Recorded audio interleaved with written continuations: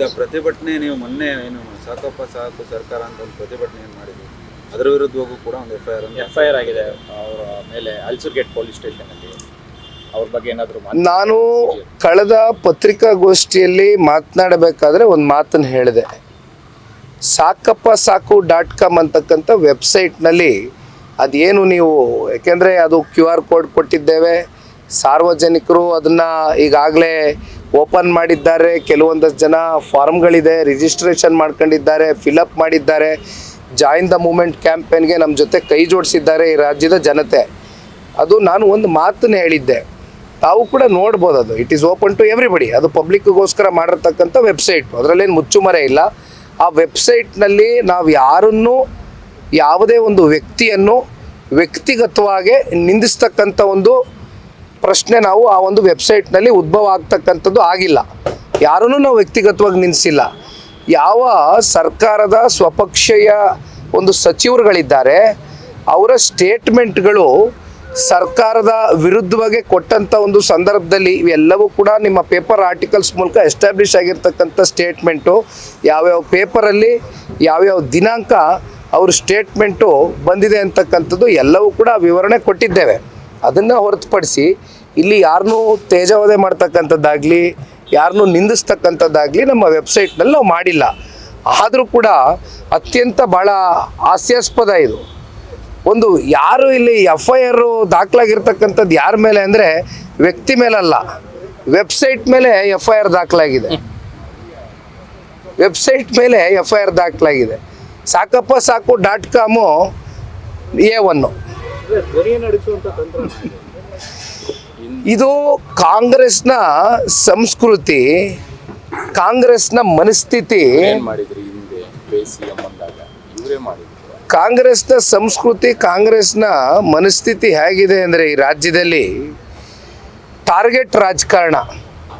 ಯಾರನ್ನಾದ್ರೂ ಟಾರ್ಗೆಟ್ ಮಾಡಿದ್ರೆ ನಾನು ಆ್ಯಕ್ಚುಲಿ ಹೇಳಬಾರ್ದು, ಯಾಕೆಂದರೆ SIT ಅಂತಕ್ಕಂಥದ್ದು, ಲೋಕಾಯುಕ್ತ ಅಂತಕ್ಕಂಥದ್ದು it is N independent body ಅಂತಕ್ಕಂಥದ್ದು ನಾವೆಲ್ಲ ಭಾವಿಸಿದ್ದೀವಿ, ನಮಗೆ ಗೌರವ ಇದೆ. ಯಾಕೆಂದರೆ ಸಂತೋಷ್ ಹೆಗಡೆ ಅಂತಕ್ಕಂಥವ್ರು ಏನೊಬ್ಬರು ರಿಟೈರ್ಡ್ ಜಡ್ಜ್ ಇದ್ದರು, ರಿಟೈರ್ಡ್ ಜಡ್ಜ್ ಆಗಿ ಬಂದು ಲೋಕಾಯುಕ್ತನ ಯಾವ ರೀತಿ ಮ್ಯಾನೇಜ್ ಮಾಡಿದ್ರು ಅಂತಕ್ಕಂಥದ್ದನ್ನ ನಾವು ನೋಡಿದ್ದೇವೆ. ಇವೆಲ್ಲ ಇತಿಹಾಸ ಇದೆ ಲೋಕಾಯುಕ್ತ ಬಗ್ಗೆ, ನಾವು ಲಘುವಾಗಿ ಮಾತನಾಡೋದಿಲ್ಲ.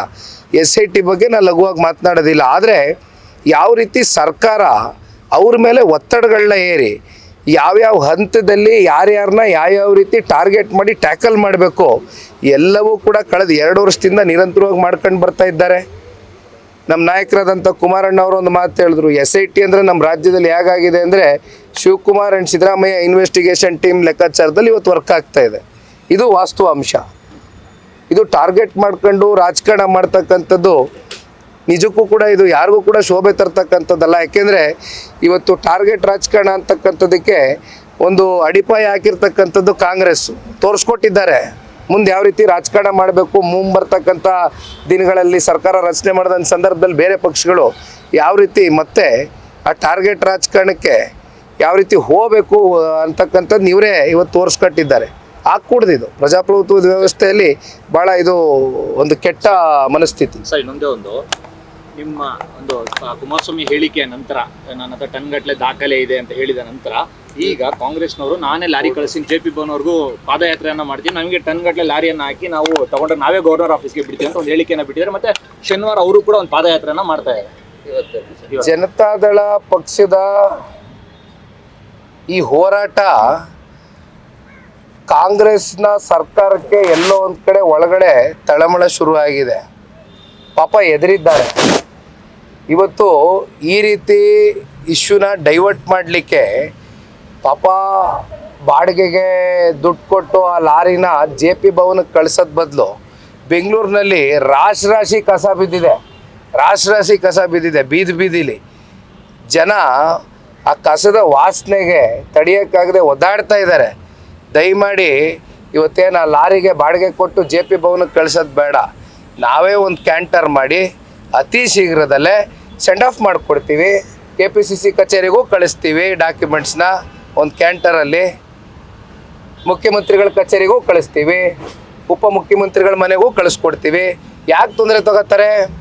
ಇಲ್ಲಿ ಜೆ ಪಿ ಭವನಕ್ಕೆ ಬರೋದ್ ಬದಲು ಲಾರಿ ಇವತ್ತೇನು ಪಾಪ ಬಾಡಿಗೆನೂ ವೇಸ್ಟ್ ಆಗೋದು ಬೇಡ, ಲಾರಿದು ಬಾಡಿಗೆ ಮಾತಾಡ್ಬಿಟ್ಟಿರ್ತಾರೆ. ಇಲ್ಲೆಲ್ಲ ಕಸ ಗೀಸ ವಿಲೇವಾರಿ ಮಾಡ್ತಕ್ಕಂಥದ್ದು ಇದೆಯಲ್ಲ, ಕಸ ಗೀಸ ಹೊಡಿಲಿ, ಎತ್ಕೊಂಡೋಗ್ಬೇಕಾದ್ರೆ ಎಲ್ಲೂ ಜಾಗ ಇಲ್ಲ ಅಂದರೆ KPCC ಆಫೀಸಲ್ಲಿ ಡಂಪ್ ಮಾಡಲಿ.